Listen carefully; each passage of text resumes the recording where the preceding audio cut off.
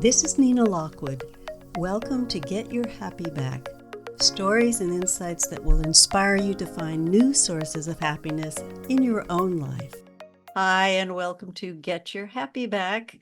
And this is our second episode. I am absolutely delighted and not sure how to proceed with this one because I'm talking to Ray Smith, who has done more than anybody I think I know. So Ray, let's see what happens, shall we? Absolutely. I'm looking forward to it. Okay. So I'm going to pick and choose from Ray's short bio. This is not the long bio, because Ray is unique among most of the guests that I've spoken with. And he just told me he is the same age as Barbra Streisand, which is 81. You're going to be 82. Well, she's 82 now, and I will be 82. All right. Well, close enough. We're close. We're 6 months apart. Okay. Not many people can say that. Right. So Ray has had dancing in his blood since the beginning. I guess he started when you were 12, right? Well, that's when TV show? That's when I started on a local TV show. Yeah. Right. But before that, my mom used to put me up on a table to dance when I was like 3, 4. And she was a dancer. She was a marathon dancer, amongst other things. So she taught me when I was like 4 years old to do the black bottom. Oh my gosh. But wait, there's more. So Ray went on to be a star on American Bandstand. No, I was not a star. Because they wouldn't allow you to look at the camera? No. The way American Bandstand was, they had what were called regulars. And there were 40 regulars in total. Now, they weren't on the show every day, but they were chosen so that there was always someone on the show, because the show was live every day from 2:30 to 5 in Philadelphia, every day. And in the summertime, I would go a lot, but I was very much into school. So I wasn't there a lot in the winter, although I still went, but I never became a regular. But what I did is I sat there and I watched how it worked. I was in a TV studio, these big cameras moving all around all the time. And I knew what to expect, what to hear, and what to watch for. Ultimately, that worked for me when I went to NBC. Right. So we're going to get to that in a minute. But you also wrote 2 books about American. I wrote I wrote the first book I wrote was in 1997, and I did that with Dick Clark. I was chosen to write this because no one had ever written about American Bandstand who had ever been on it. And Dick liked the idea that I knew it. I had met him when I was 14, and and I knew how it worked. And he hired me to write the captions in the first book. And the captions were stories about the performers and the dancers and all. They weren't, like sitting left to right. They were the stories of the show. And then in 2017, I joined up with Arlene Sullivan, who had been one of the big stars of American Bandstand, Arlene and Kenny. And she and I, with this other woman, Sharon, we put together a book interviewing those 40 regulars. Oh, golly. And where were they 50 years later? Because, they were big stars at that time. Yeah. And American Bandstand in the 50s was a reality show. That's right. And, well, we'll come back to this because there's so much more here. So I'm just going to focus on your dance background, because you worked at NBC for 30 years? 50. 50. Okay, that in itself is shocking. Yeah, 49 actually. It's close enough. But you got an Emmy for writing and producing there. And it's right behind me on the bookcase. That's great. And you have been doing so many things in theater. You also you've studied Japanese dance, ballet, flamenco. You've been a road manager, you've been a performer. You've worked on a bunch of movies. You were on that PBS special about disco. And when you say you are enjoying your retirement, I can't imagine that you're not actually retired. You're still No, when I doing all sorts of things. when I was leaving, I retired twice from the Today Show. Once when I turned 65, and then they brought me back, and I stayed for another 10 years. And when when I was the first time retiring, the head of NBC, I said to him, "Oh my God, what am I going to be? I'm not Ray Smith of the Today Show anymore." And he said, "You will always be Ray Smith of the Today Show." And that is true because like all those years, all the people I've met, all the stories I did, all the writing of things, all the things I learned, they serve me now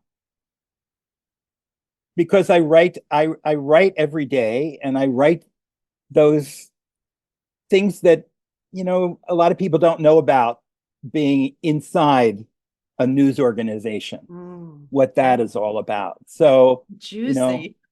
yeah, some of it can be very juicy. So, Ray, were you born happy? Because I have never seen you unhappy. And just for people who don't know this, which would be probably everybody, a couple years ago, my husband and I started something called Song Share, where we show up on Zoom and we sing to one another, and there's no harmony, there's no music. We just sing back and forth. Sometimes there's no notes. There's no nothing, just us in the raw, so to speak. And you've been on it almost since the beginning, if not at the beginning. And you have just regaled us with so many stories, and you always seem so happy. So what is your secret? Um, when I knew you were going to ask me that, earlier, I thought about it, and I thought that it has a lot to do with my parents. Mm-hmm. Now, generally, I bitch and moan about my parents, but I realized that I was an only child, and a lot of the times I was sick. I had chronic bronchitis, and so I couldn't go out. And in those times where I was in the house, my parents regaled me with art. Oh, wow. They gave me records. I mean, I had a movie projector when I was 9. I had a typewriter. I had paints. I had John Nagy's How to Draw. I had models and cars and boats and origami when I was 10. Wow. I mean, and I think that I never missed anything. Mm-hmm. I had all this going on. So I didn't miss being outside. And I think that made me happy. And also when I was able to get around a lot, my dad took me, my best friend, and my 2 best friends, one girl and one guy, and he took us everywhere. He took me to the rodeo. He took me to the museums. He took me to the stock car races, all kinds of sports things, but also these odd things, right? And I remember him one time, he took us to the Philadelphia Museum of Art. And you all know that's where, Rocky ran up the steps at the top. My father took us there, and that used to have, the fountains used to flow down those steps on the sides. Oh, really? And yeah, and they would be full of kids playing. And we would my father and the 3 of us would sit there as this water is flowing. And I remember asking what was this museum. I didn't know. I thought it was like a temple or something. And my father said, it's a museum where the prince and princess live. And if you paint something really nice, they'll put it on their wall. And so Great. was the whole idea of pretending. I mean, I don't think I saw it as pretending, but that's what it was. Yeah. And then my mom worked during the day, and my father worked at night. And in the summer, he had to watch me, but he had to sleep. So what he did, he took me to the movies, and I sat beside him as he slept. And that was 3 and 4 times a week. Holy And so I smokes. saw everything, and they were not kiddie movies. I mean, I remember Double Indemnity. Oh my gosh. Yeah. What were So you, 8 or something? from the first movie I saw, I was 4. They took me, and I don't know how this happened because they weren't artistic people, really. They took me to see a movie called Carnegie Hall. And I didn't know the name of this film for 40 years. And then I was doing a story for the Today Show. Not 40, it's less than that, where they were refurbishing Carnegie Hall. Were doing the Yes. Isaac Stern auditorium inside, Yes. and they had discovered all of these things that a movie company had done to shoot this movie.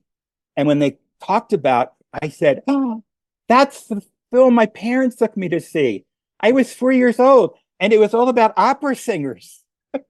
Oh my gosh. So all of that, it was working in me, and I just loved it. I mean, there was no reason at that time to be sad for anything.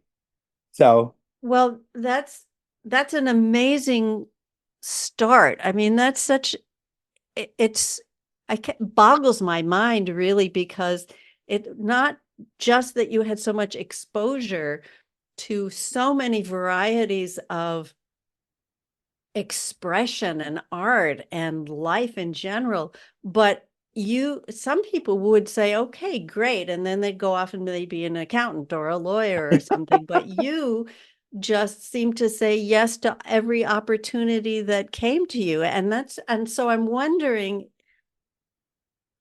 how how do you ever say no? Because it seems like we look at your background, you were a road manager, a company manager, you danced in a dance company or more than one. You've done so many different things. How does that happen? Because so many people, the reason I'm asking that is because most of us don't get the kinds of opportunities that you had, but also that you have this capacity to say yes to life, which many people don't have. So we're all wondering yeah, how does that I happen? and that in a way, that's exactly what it is. That I somehow along the way did not know the word no. People would ask me, "Do you want to do this?" I'll tell you the story about the flamenco. Um, my friend Ariel and I were taking a beginner's course in flamenco, and we had gone maybe 6 or 7 weeks, and we saw a sign up in the locker room that said this couple is coming from Madrid, and it was advanced.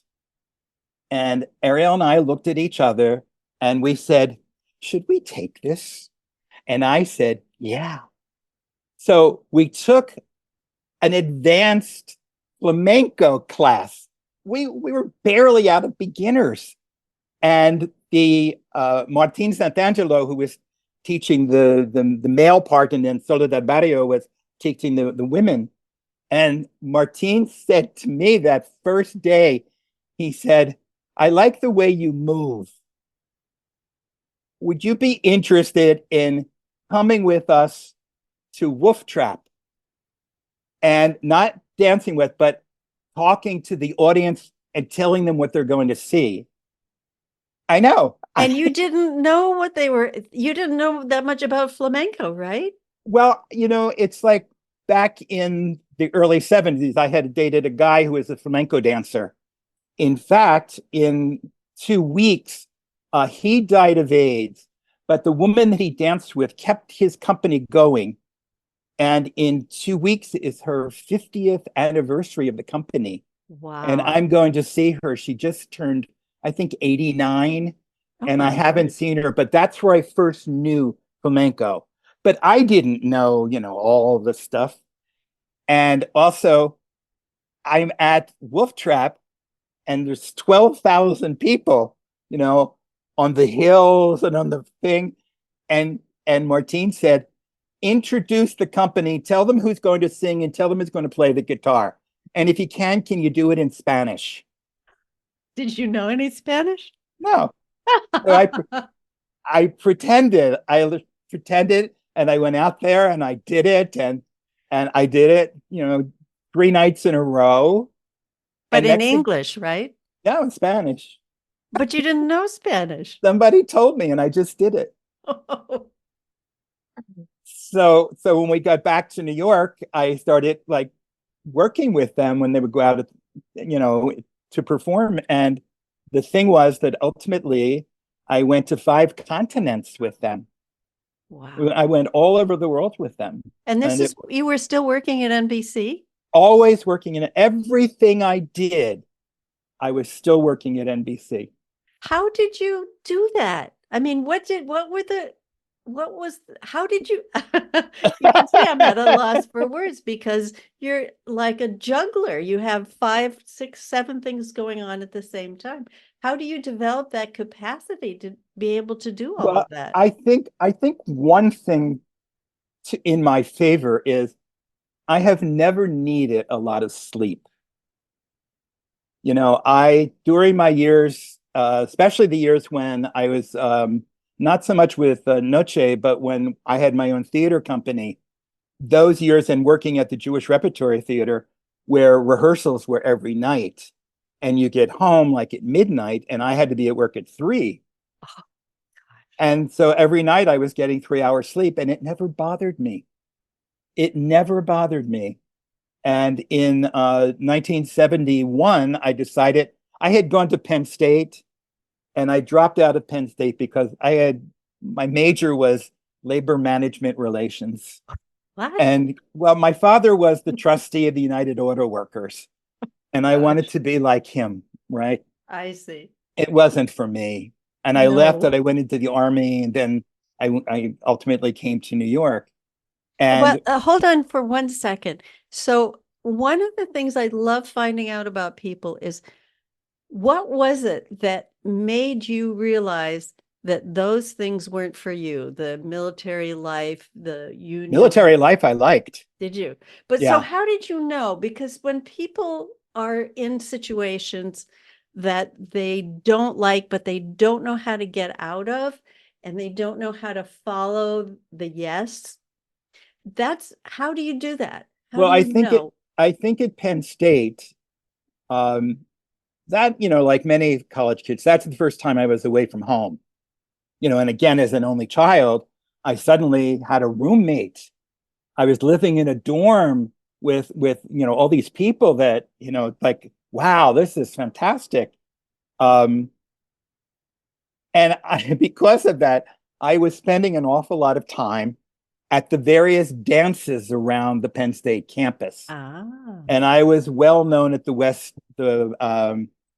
Hall's dance every Friday night, and my one my one friend said he used to stand on the side and wonder what didn't he have that I had that all these girls would dance with me. And he said, I was as good a dancer as you. And I said, Ma, no, you weren't. um, and I just realized, the kind of studying I was doing was not for me. I liked theater, I liked music, and that wasn't happening. I was doing accounting, and so I just decided my grades weren't great. It's time to leave. And I remember telling my father, I'm leaving school after 3 years. And he says, well, there goes my $5,000. Think about that. 3 years, $5,000. Oh, my Now word. it's $5,000 an hour. Yeah, practically. Um, so I knew that that wasn't right. But the other thing is, and I was thinking about this, I was just talking to my cousin about this. I never planned. I took what came my way and I delved into it. I jumped into it. I didn't plan on moving to New York. It just happened. One of my fraternity brothers, his roommate in New York was just drafted. So he needed a roommate. And we met at a New Year's Eve party in Philadelphia. And he said, I got an extra room. You want to come? And I said, oh, okay. I didn't even tell my mother I was leaving. I just left. And then I was working as a telephone operator in New York when I got here. And of course, that meant nothing. And finally, this guy I knew, I said, I'm going to maybe go to an airlines and get a job. And he said, no, no, no. You want something glamorous. Try NBC. Oh, And so I went to personnel, and that was on a Tuesday. I was hired, and I began work on a Thursday. holy smokes. And Today. I remember saying to the guy, Charlie Smith was his name. I said, can I have like 2 weeks? And he goes, if you're not here Thursday, you don't have the job. And so, I went Thursday and stayed for 49 years. Holy smokes. So what would you say, the majority of the people that I coach are stuck in situations that are just not fun anymore, and they've lost a sense of who they really are, and maybe they've put their dreams on the back burner if they haven't given up entirely. You've done so many different things, then you followed your heart and you've just said yes, and then sounds like one synchronicity, one coincidence after another happened Exactly. to you. What would you say to those people who are stuck, but they just can't take that next step to going for I, something that really lights them up? well, I mean, I think, first of all, what lit them up in the past? Did they, move on away from something because they thought it was more important to do something else? Mm-hmm. Can you go back to that? I mean, a friend of mine, when she retired, I said, what are you going to do? And she said, well, I'm going to sit on the beach. And I said, you're going to get bored in less than a year. And I said, what did you like to do before you started working? And she said, paint. And so when she retired, she started studying painting and did painting, and now she paints.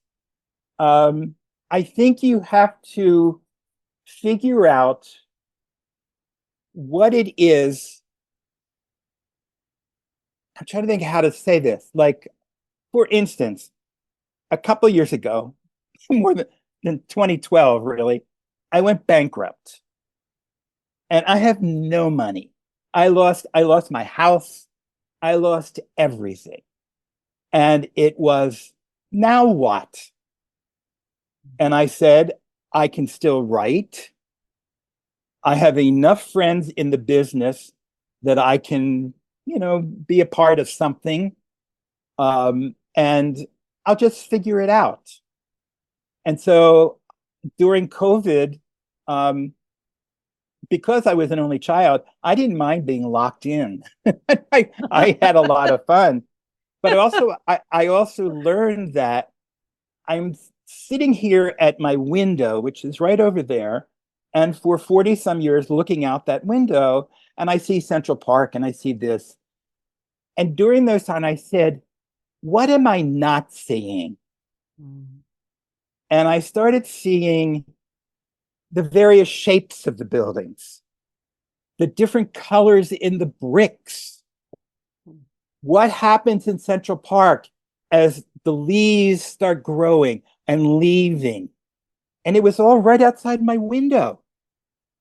And I started writing about it, and I wrote 13 essays called Outside My Window. Mm-hmm. And what that also did, it sparked other memories. And I'd be writing about birds, and then I started thinking about what if I were a bird? What would it be like? And I started attacking pigeons and things like that as a hawk. and I started, in a sense, pretending that way. So I always remembered what Tennessee Williams said, that if he's ever lonely, he can write someone, make him not lonely. Say that again. He could write someone and make him not lonely. He could invent someone who's there with him. Wow. And I have found that to my advantage also. I don't worry anymore about not having any money. Like my wonder, I traveled the world, and I did it all right, and I did it at the right time. And, I spent a lot of my money doing it. I never thought about it. I didn't plan. I planned enough that I had, pension and all that stuff. But my wanderlust has sort of dissipated. And I'm more interested in being in let's say, in one place now. Mm-hmm. Not necessarily here, but someplace. I don't need to see the old buildings anymore. I've already seen, what Seville looked like when I was there in 1970. It's different now, and it doesn't really interest me at all. Mm-hmm. So I discovered what is inside me that makes me content.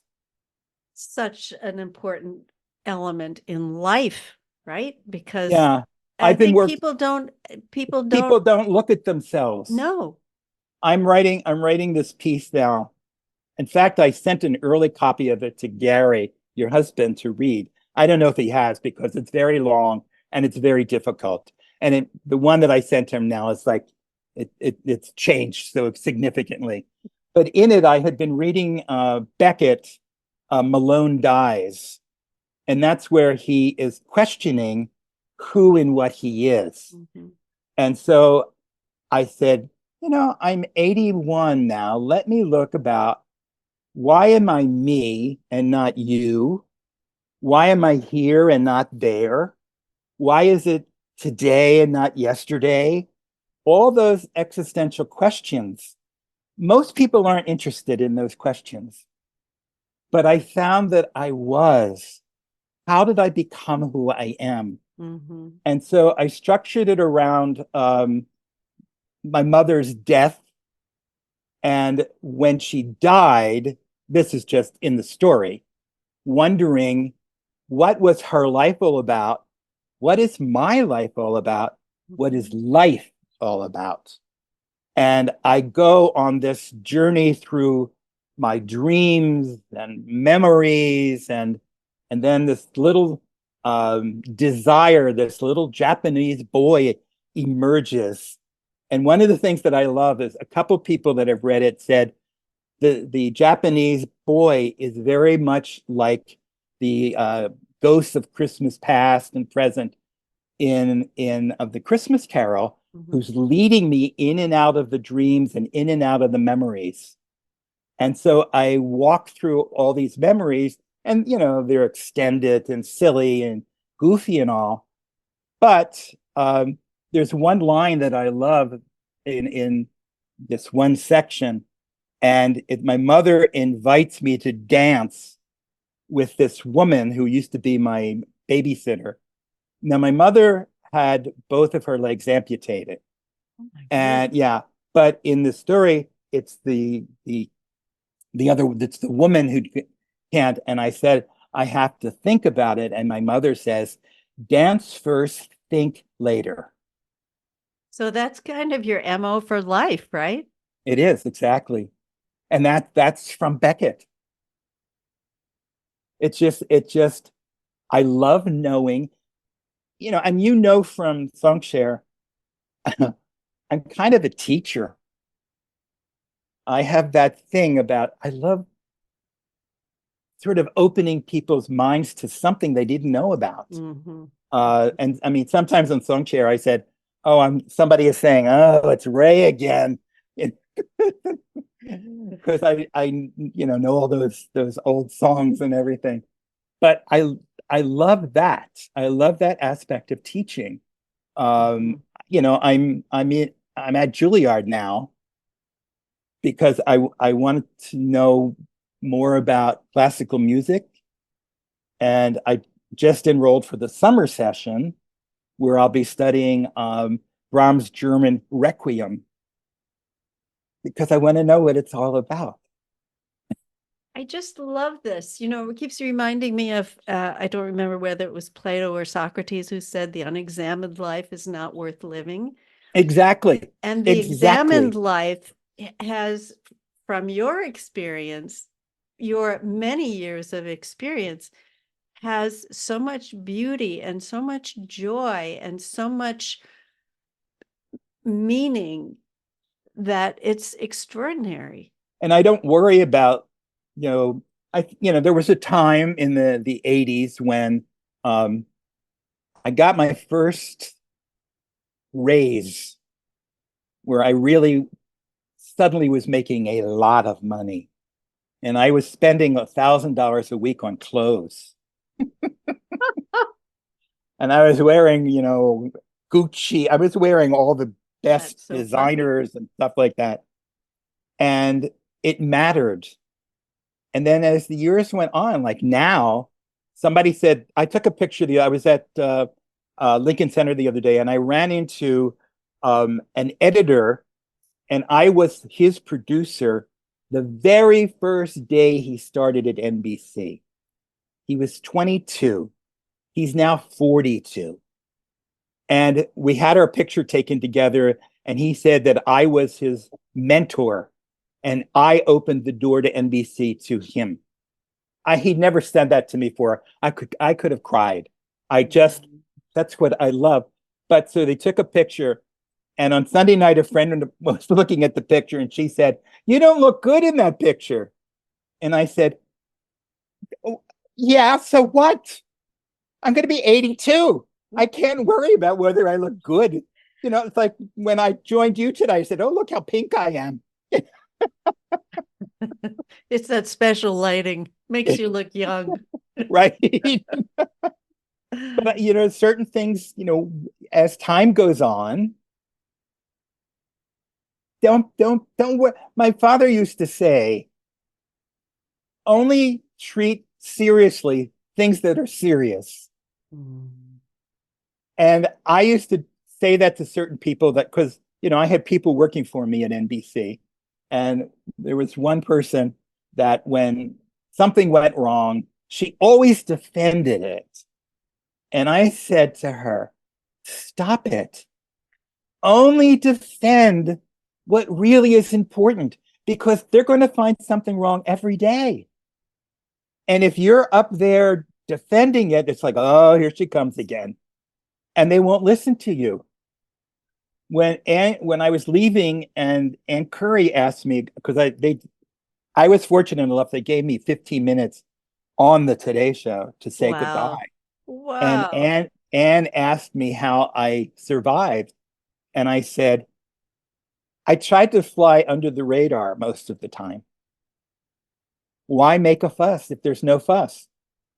People don't have to know what you're dealing with until it's necessary for them to know. And that's how I've always done all these things.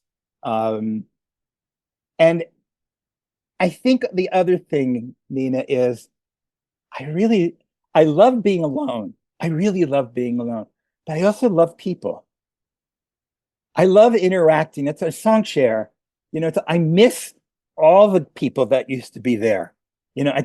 But I love, and when I was with Noche going around the world, because I was the manager and road manager, I was the one who talked with every venue.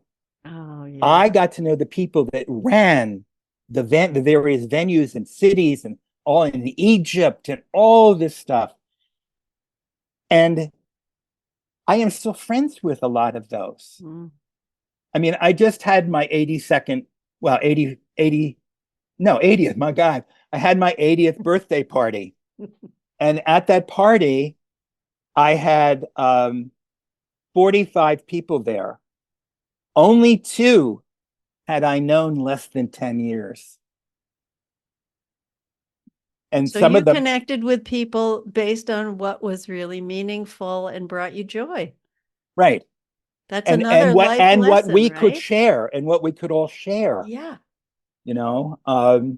It was very funny in Egypt, in Cairo. Was it Cairo? It could have been Alexandria, but it was Cairo. And the young girl, first of all, because the young Egyptian girls could not touch anybody, Right. you know, and we were very used to after a show hugging everybody. And I went to hug her, and she said, "No, no, just tell me how much you want to hug me." And that was such a joyful moment. You know, Yeah. it was just great, you know, and I loved these people, and it was just fun. In Australia, you know, we went to 5 cities in Australia and then to New Zealand, and every city was incredible. Fun, fun, fun. But, you know, for some people running the company, they were kind of jealous that I was having so much fun with other people. Isn't that interesting? Because they Yeah, weren't. because they were not. They were Wow. not. So, I just like being around people a lot. So we'll just definitely have to do another one of these together. But I'd love you to share something that you would love people to be including in their lives as they go forward that will bring them into a place where they're willing to just try what comes up and not worry about it the way you've Right. lived your life. You have to be, you can't be fearful of being fearless. You must just, as years go by, you know, I just wrote a line that we're really not meant to live longer than a century. And You're lucky. you know, for me, now that I'm like less than 20 years from a century, how am I going to fill those years? You have to find what it is that makes you happy, not what makes you popular or what makes you feel morally right. Um, you it's almost it's difficult to define because it's so individual Mm. and it's so inside you. But you also, like I said, I don't think most people are willing to look at themselves in a certain way. They don't look back on their past and say, you know, I should have done that, rather than why did I do that? Mm. Not that I shouldn't, you did it. So you can't say I shouldn't, and you did it. But why did I do it? And where does that lead me now? You know, would I do that again? I don't know. Um, but the circumstances are different. You know, time is different. Mm-hmm. That's one of the other things I'm studying now. I'm studying quantum computing and mechanics. Oh my gosh. Well, we'll have to have another conversation about that. Because I'm very interested in time and Yes. what is time. Well, I don't know that I want to go on that jaunt at the moment, No, but no, you no, do it's know because that it time is an illusion, right? E equals MC squared. Time is a place. Oh, yes. And what are we doing in that place anyway? It's already, the place that we're in right now is already past. That's right. We're ahead of where we are right now. All right. Well, on that note, I am just going to say thank you so much. I always love spending time with you, and we will do it again. I just love this. Well, And we'll it's do not it. like I love talking about me. I love talking about about what it is that makes people, in a sense, real. Connect with the real. Yeah. And you're real to me, even though you're in another place right now. Thank you. Thank you, everybody, for listening or watching, and stay tuned. We'll see you for the next episode. Bye. Bye, everybody.